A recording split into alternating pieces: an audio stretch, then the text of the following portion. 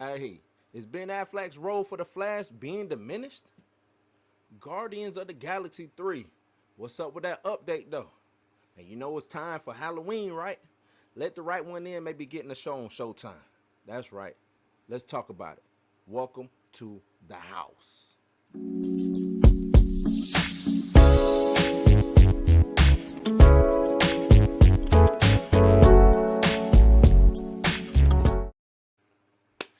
Yes, indeed. Yes, indeed. Welcome back. I'm your host, Bluminati. This is Blues News, man. Got a couple updates I want to hit y'all with today. Nothing really too major. I don't know. It depends on how you really feel and how you want to take it. But don't forget to like, subscribe, hit that notification bell, and share, man. Talk with it amongst your friends and your partners, your player partners, if you know what I mean, man. So let's hop right on into it. Ben Affleck, The Flash, what is going on? You know what I'm saying? Can Batfleck is this gonna be something big for Batfleck? Can we get something big for my homeboy Ben Affleck? You know what I'm saying? One of the best Batmans that we seen on the screen in a long time. You know what I'm saying? But it's rumored that his role might be smaller than expected in this Flash upcoming Flash movie, man. Um, so Ezra Miller's long-awaited solo debut, The Flash, may be the biggest of the bunch of all of these movies that come out. It's a lot of things surrounding that film, a lot of things. This Flash movie is reminding me of it is reminding me of the Spider-Man joint.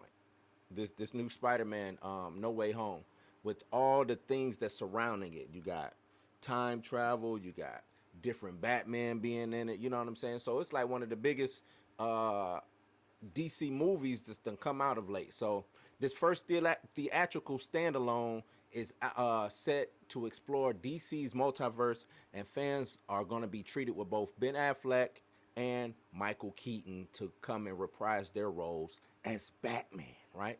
So the shooting is underway across in the UK, across that pond, man. It's been an abundance of behind the scenes shots of the entire cast, offering eager audiences to peek and see what's really going on when it hits the theaters November 2022. And ever since it was announced, many fans, many DCEU fans, have been anxiously awaiting the homie Ben Affleck as Batman. So you know what I'm saying? We want to see it. I'm a fan. I want to see Ben Affleck as Batman. But up until now, it's been unclear um, on how big his role is. I mean, you got this Oscar-winning guy, and his role probably gonna be like this big, man. It's crazy. So it's being said that he's set for a brief return, according to a recent tweet from insider Casey Walsh of Geeks Worldwide. Batman actor Ben Affleck already wrapped on The Flash after only about 1 week of filming. 1 week? What? So based on this, appears Affleck's role will only be in an extended cameo capacity and not primary role, as many fans have expected. A lot of people want to know, well, how does Batfleck even fit into the Flash? Why even have him in there if you're only gonna give him this minuscule role? We know that the stunt double was spotted in the costume riding on a bike. Those pictures came out, I think it was last month. You know what I'm saying? On the set of a Gotham City action sequence. Not last. That was back in July. I'm talking about last month. That was way back in July. While it's clear the DCEU Cape Crusader will be getting in on the antics and being, you know what I'm saying, stuff like that in some type of capacity, it seems it will be little more than an extended cameo. Just basically, this is, to me, all for naught. Like, why even have him show up? You know what I'm saying? I'm going to tell you this. This really makes no sense to me anyway, unless Ben just don't want to do it. Now, if Ben Affleck just don't want to do it, cool. But if WB is saying, nah, we just going to stick with Michael Keaton, and look, Michael Keaton, number one Batman, we know that. Michael Keaton, also old as hell.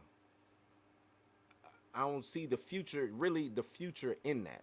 And I'm just thinking future. I ain't trying to take nothing away from Michael Keaton, but I'm just thinking of the future. So we know that the Flash is set to serve as an adaptation of the reality-altering comic story Flashpoint. The speedster will have significant consequences going forward, since Ben Affleck appears to be mostly done with his role. This might be the perfect opportunity to leave Ben Affleck behind and bring in a new Cape Crusader. And that's so. I've talked ad nauseum about DC. You got three Batman going on right now. That's crazy. Batfleck, Michael Keaton, and Pattinson. What like this is why people are confused with what you doing. Like, what are you doing? What are you doing, man? So, as a critical part of the process, it will be offering Affleck's Dark Knight a farewell scene, which would explain his brief return, which will likely happen early in the film. Then these scenes will probably take place prior to Barry Allen's multiversal antics. Yada yada yada. Going forward, rumors have suggested that Michael Keaton's '80s Batman might be sticking around for the Cape Crusader as the Cape Crusader instead of Ben Affleck's Batman. Whoever takes on the role will probably only be as a side character since Robert Pattinson's alternate version, who I just brought up, Robert Pattinson, the Batman will seemingly serve as the Dark Knight solo franchise for some time. Now, I'm actually excited about that movie. I think that movie will be dope, but we will see. So, with the shooting still underway, fans will have to wait until the Flash hits theaters November 4th, 2022, just to see what happens with Ben Affleck's beloved Batman. So, we'll see, man. We will see. I hope they still got some things that they want to do with Ben Affleck and his version of Batman going forward. Maybe we'll get something on HBO Max or something like that. I think that's really the only way you can really do it. You know what I'm saying? Give us some Ben, man. Ben deserve it. He deserve it. Not as no farewell neither. He deserve more than that. So keep it on moving. Let's keep it trucking. Keep it trucking. We got a Guardians of the Galaxy 3 update, right? Guardians of the Galaxy Volume 3. So it's reported that this will be a Gamora and Nebula story. And I think that's actually kind of dope. I know Thor is being brought in and stuff like that, but I think you should explore the dynamic between these sisters, the things that happen with Thanos, you know what I'm saying, that overarching story. So I think that'd be dope. One of the biggest surprises of the very first Guardians of the Galaxy was the after credit scene that revealed Howard the Duck placed in the MCU, voiced by none other than Seth Green. This infamous Duck briefly showed up once again in Guardians of the Galaxy Volume 2 towards the beginning of the film, and then had the briefest cameos and big portal scenes during the Avengers Endgame, and Green also returned for the What If. Howard is most had his most screen time yet in the show's second episode. T'Challa Star-Lord releases him from the confinement, yada yada yada. Why are they even talking about this? So as for the future, fans can expect him to show up down the line. Maybe he'll show up in Guardians of the Galaxy 3, right? But Seth Green hasn't come out and been clear as whether he'll show up or not. I think, not to get off on a tangent, because I'm trying to report this, but I think what would be dope if you did, you had Howard the Duck, Seth Green's Howard the Duck, and you did like an after show for some of these shows. You know what I'm saying? Like when the latest What If episode. So you have that latest What If episode, and then you have Howard the Duck interviewing some of these, actors or whatever. You know what I'm saying? I think that would be like a dope little talk show that maybe Marvel can do. You know what? Let me take that back, because they steal my idea and act like I ain't even never say it, man. But I think that'd be dope, though. So, Volume 3, like I said, will be Nebula and Gamora's story. Green was blunt, saying that he doesn't know if Howard is a part of it, but then the actor dropped the surprise detail that the story is the sister story.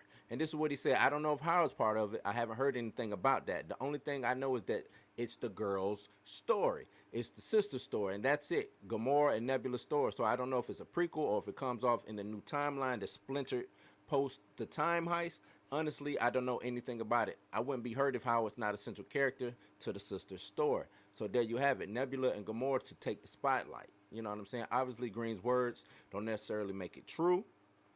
Of course, you know what I'm saying? But things could have been lost in translation. After all, if this is correct, Nebula and Gamora's sister story have taken up quite a lot of spotlight in the MCU. I think it should. It should take up a lot of spotlight. You know what I'm saying? Building their relationship, one of the key elements in part 2, only behind Peter's journey with Ego. Then both of the last two Avengers films had their sibling bond as a key element for the entire narrative. It should, because Gamora is a big part of the Guardians. Nebula came in, she became a big part of the Guardians. Star-Lord, he's the de facto leader. But what's more to me exciting, Star Lord's story or this story about the daughters of Thanos? I want to know about the daughters of Thanos. Star Lord, not so much. I mean, cool, but the daughters of Thanos, that's a real one. You know what I'm saying? So with all that said, putting it all in the forefront again might be a question to move, but I think the new Gamora's character development has to be a reset because remember this is a whole new Gamora, so there's still chances that characters like Drax or Groot who have truly never gotten to take center stage, they can actually jump on this bandwagon with learning who this new Gamora is. You know what I'm saying? Uh, so I'm with it. You know what I'm saying? There have been signs that the sisters remain a key focus. Nebula's actor Karen Gillan has openly admitted to breaking down into tears multiple times while reading the script. Fans will have to wait until May 5th, 2023. That's a while. That's 2 years from now, man. To know who ends up in the most spotlight. I'm with it. I say let's do it. They deserve it. Um, Keep that sister storyline going, and it's I mean, cause it's not a bad storyline. It's not a bad story at all, right? So let's keep it going. Let's keep that going. All right. Let's keep it moving. It is Halloween is coming up. You know what I'm saying? It's pumpkin spices in the air. People is already putting decorations out. You got ghosts over here, tombstones, yada yada yada whatsoever. Now we are hearing one of my favorite movies, horror movies that have come out in a while. Let the Right One In may be getting a show on Showtime. And why not? I think this is dope, man. Let the Right One In. If y'all haven't seen Let the Right One In, go watch it. You can go, matter of fact, watch both versions. I think you got the American version, which I thought was good. It had what's her name, Clorette. I can't remember her name. Hit, what she's playing in. What is she playing in right now? But Hit Girl. If y'all have seen Badass, then you know who Hit Girl is. Maurice Clorette, I think is her name. But so they're saying Let the Right One In, getting a series. It's based on a vampire novel of the same name. It's set to star Damien Bichir in the 10-episode adaptation on Showtime. Um, this I'm this is dope to me. You know what I'm saying? This is real good news. Let me bring it up. So it'll be a TV remake. Let the Right One In, starring Damien Bichir. I hope I'm not butchering that name, man. But it's been picked up for 10 episodes by Showtime. It's based on a 2004 Swedish vampire novel of the same name by John Advid Lindqvist. The show will follow Mark, portrayed by Bichir, as he shelters his 12-year-old daughter, Eleanor, a vampire. And if y'all know me, as soon as you say vampires, I'm hooked. I'm gonna watch it just to see if it's good because I am vampires is my shit, man. I love me some vampires. Mark does what he can to provide his daughter with human blood, all while being under the watchful eye of his neighbor, a homicide detective. Bichir will star along with Madison Taylor Baez as Eleanor, Grace Goomer, and Anika Noni Rose as Naomi, the detective next door. Boom, and we getting some black girl magic in this. Oh man, black excellence, jukebox. Hey, that's whatever, man. As reported by Collider, Let the Right One In is set to begin production early 2022 in New York. The show was originally in development with TNT as far as back in 2016, so they trying to get this out. Let's get this out, man.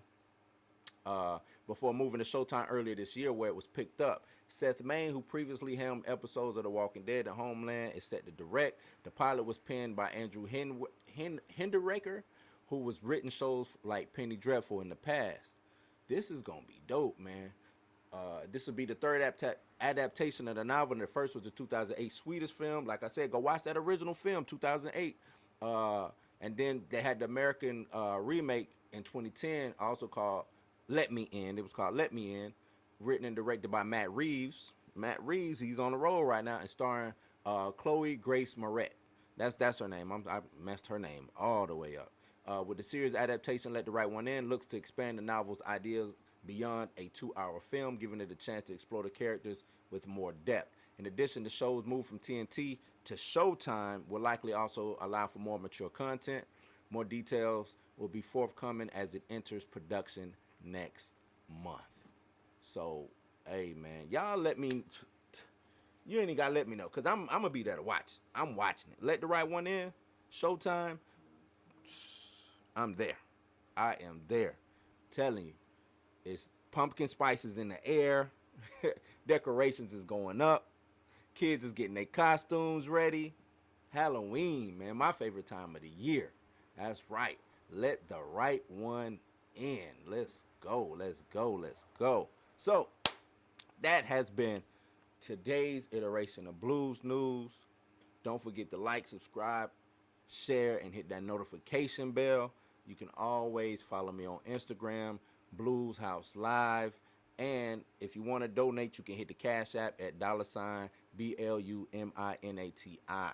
Just to help the channel. That's if you want. If you know what I'm saying, there's no biggie. If you want to donate, donate. If you don't, you know what I'm saying, just watch. Just continue to watch, man.